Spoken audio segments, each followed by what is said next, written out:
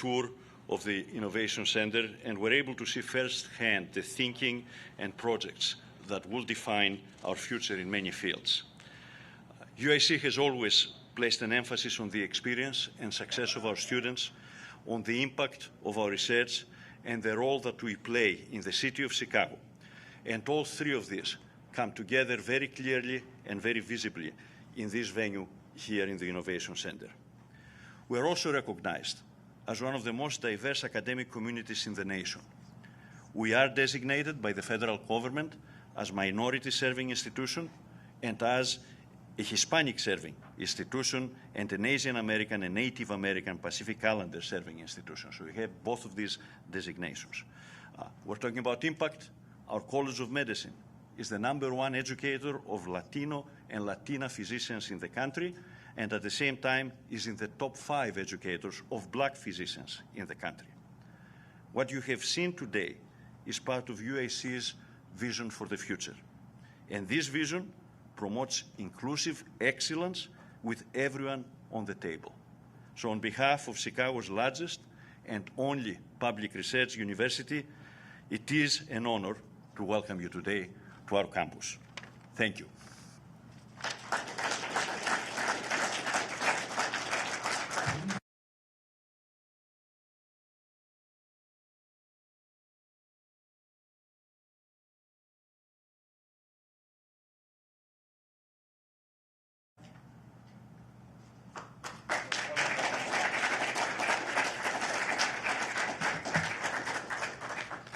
Hello, everyone. My name is Anna An, and I am a human-centered researcher here at UIC Innovation Center.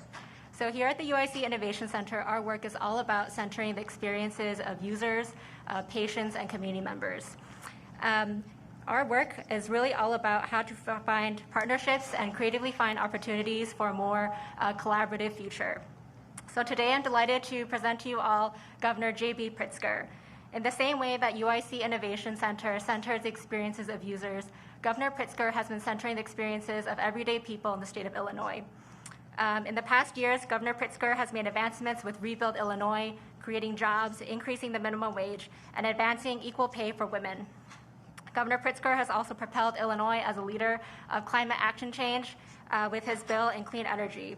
So with great enthusiasm, I say welcome Governor Pritzker to UIC Innovation Center.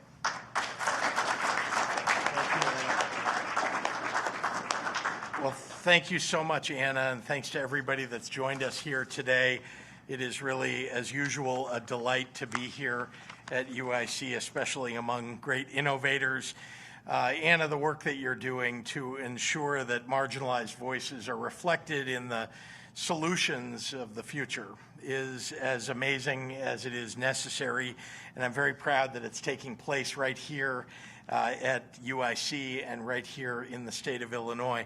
I want to thank UIC Chancellor Michael Amarides for all that you do. I want to especially tell you how important the work you've done here at UIC has been to all of us. We're very grateful to you. And you've been running a major institution at the largest university in the nation's 3rd largest city, and one of the most diverse public universities in the country. And I can't say enough how invaluable your leadership has been. Chicago Mayor Lori Lightfoot, of course, it's always great to be together with you to talk about how we can shape a stronger city and a stronger state of Illinois. Today we have the honor of joining U.S. Treasury Secretary Janet Yellen here in Chicago, where we just finished touring UIC's Innovation Lab. In addition to Anna's work here at the Innovation Lab, we saw the latest and greatest in medical devices, machine optimization, in digital health equity. Really very important work is being done here. I'm proud that the state of Illinois is engaged in it as well with the Illinois Innovation Network support.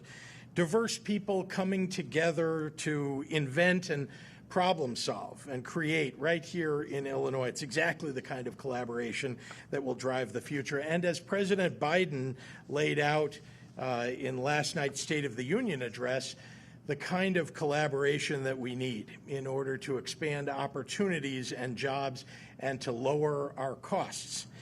Over the last year, Illinois job growth has outpaced all of our neighboring states and exceeded the national average. Also in 2021, Illinois grew new startups at a faster clip than all other Midwest states and at a higher rate than the top 8 most populous states in the entire nation, faster than California, faster than Texas, faster than Florida, and so on. At the same time, Illinois families are challenged. Illinois families are hurting. Rising prices at the pump and in the checkout lane are pulling at the pockets of our residents, and the costs of energy, childcare, and prescription drugs have skyrocketed when people need them most. We need to do more to put workers, families, and small businesses first.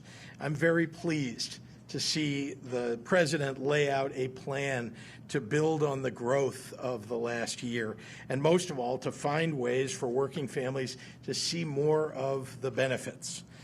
That means raising wages, it means lowering the cost of childcare, reducing the cost of prescription drugs, and helping families afford their everyday expenses. It's what we've done here in Illinois, and I welcome the federal government doing everything possible to assist our families, and they are at it. Job numbers don't mean much, though, to the person who can't find one that pays you enough to meet your kids' needs. A strong economy must be one where working people can make ends meet and get ahead. The time is now to build out our economic capacity, to create jobs, and to ensure the best innovations of the 21st century take place right here in America and right here in Illinois. Investing in innovation centers, like right where we stand today, is how we can do that. My administration's dedicated $4.5 million to an expansion of UIC's Innovation Center as part of our $500 million investment in innovation infrastructure in our state. When it comes to the technology of the future, we don't want any Illinois community left behind.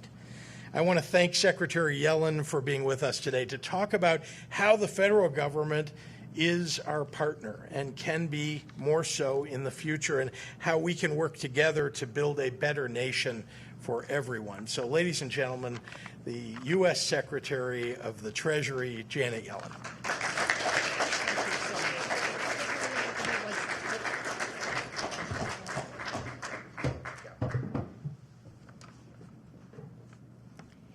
Well, thank you to the University of Illinois at Chicago's Innovation Lab for hosting us, and to Governor Pritzker and Mayor Lightfoot for welcoming me to the wonderful city of Chicago.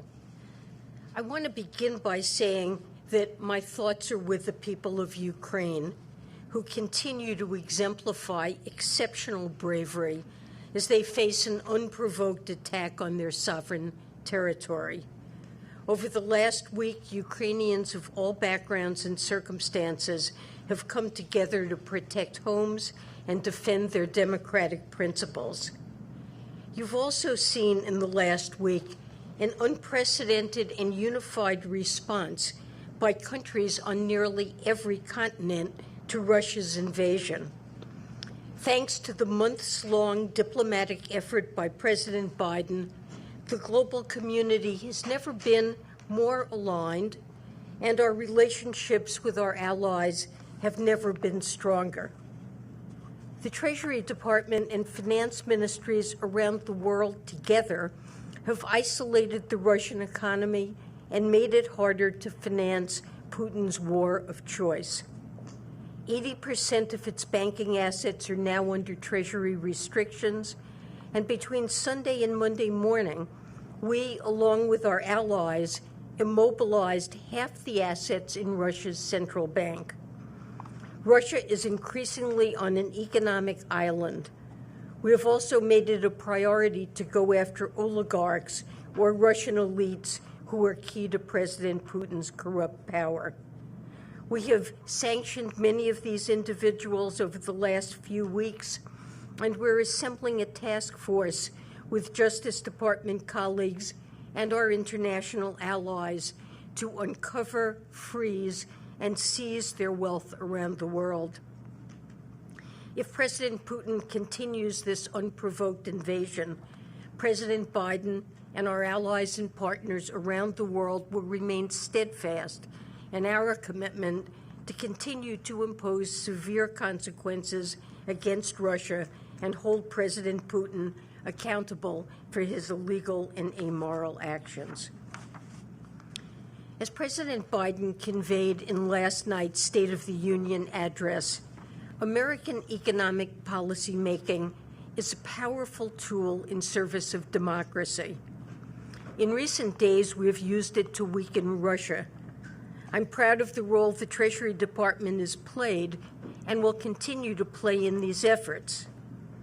But we can use economic policy also to powerfully strengthen America at home. The past year has demonstrated the power of strong fiscal policy to keep our economy afloat during the depths of a crisis and strengthen the financial situations of millions of working families around the country. It's worth remembering where the country was the day President Biden took office. It was the height of the pandemic, and it was a moment of real jeopardy in our economy. More Americans were applying for unemployment insurance than during the worst week of the Great Recession.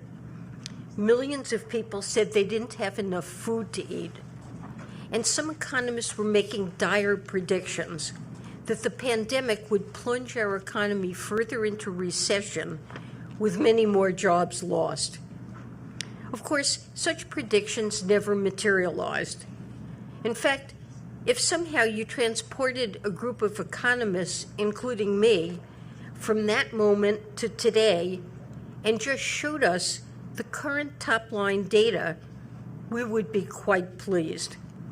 By most traditional metrics, the pace of the U.S.'s current recovery has exceeded even the most optimistic expectations. Last year, our economy grew at its fastest rate in 40 years. Unemployment is now at 3.9%. That's the sharpest one-year drop in the rate ever. Household finances are generally healthy, and our economy appears to be poised for further growth. And we've achieved all this despite a new wave of the pandemic, which is important to mention because there's a very real counterfactual where Omicron did derail our recovery, a scenario where the new variant hurtled our economy backwards toward its state on Inauguration Day 2021. There are a variety of reasons that didn't happen, but among the most important is the American Rescue Plan, which President Biden signed into law almost exactly a year ago. The law helped distribute hundreds of millions of doses of the vaccine, but it also acted like a vaccine for the economy, protecting our recovery from the possibility of new variants. The rescue plan gave people money to weather Omicron and Delta, and it injected funding into cities and states so that they could keep essential workers on the payroll and help businesses stay afloat. Illinois used about $150 million in rescue funding to keep more than 4,100 small businesses open, everything from salons to laundromats to restaurants, including the owner of Sip and Savor, who credits the funding with allowing him to continue serving Chicago's Bronzeville community. Indeed, when Omicron started spreading around our cities, it did not find them broke and broken. It found them in a much stronger place to weather new waves. President Biden's first year in office was laser-focused on protecting our recovery from the pandemic. But as we're emerging, now is the time to pivot towards creating an economy for the future, not simply to fight fires and resolve crises, but to build a better country. We now have a window to start building a stronger post-COVID America. How do we do that? That is the central question the President addressed last night. And the answer begins with increasing the productive capacity of our economy while also building a more inclusive economy where everyone has a real shot at success. As the President said last night, we need new economic thinking. And our approach is what I've called modern supply-side economics. It's an economic policy that aims to expand our nation's potential through productivity-enhancing investments, along with policies to encourage more people to join the labor market. To make our economy more productive and to add more workers, modern supply-side economics makes targeted public investments in areas like education and infrastructure, directs resources to underserved communities and workers, and introduces incentives for people to enter the workforce. It's a sharp contrast to the traditional supply-side economics we have seen, which relies on deregulation and tax cuts for investors to power purported growth. And this new economic thinking also ensures we address threats to our economic growth like climate change. And it embraces targeted investments in communities that have long suffered from underinvestment while addressing racial inequities that have plagued our economy for too long. Last night, the President talked about some of the ways we can do this, like ensuring that no family pays more than 7% of their income for the care of young children, improving our infrastructure through the 2021 bipartisan infrastructure bill that benefits American families, workers, and businesses alike, and finally enacting paid family and medical leave.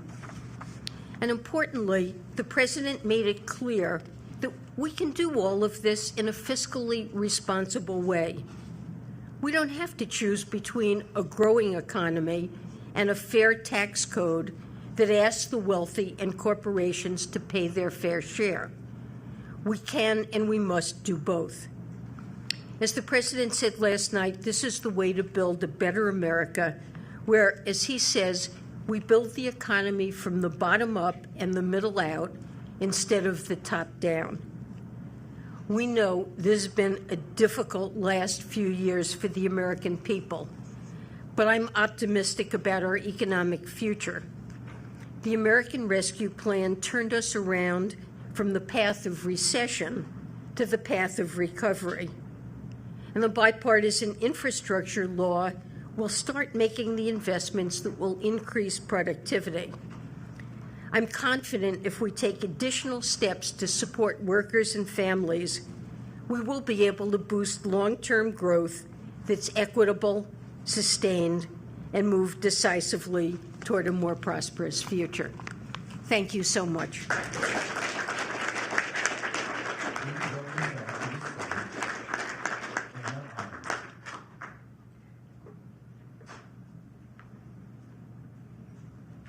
Hello, everyone.